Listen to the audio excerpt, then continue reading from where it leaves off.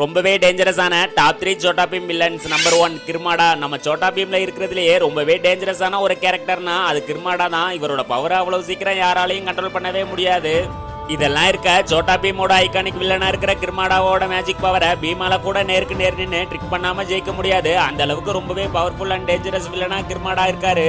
அதுக்கு முன்னாடி யாருக்கெல்லாம் சோட்டா பீம் பிடிக்குமோ அவங்க எல்லாரும் லைக் பண்ணுங்க. அதோட உங்களுக்கு சோட்டா பீம்ல பிடிச்ச வில்லன் யாரு அப்படிங்கறத கமெண்ட்ல சொல்லுங்க.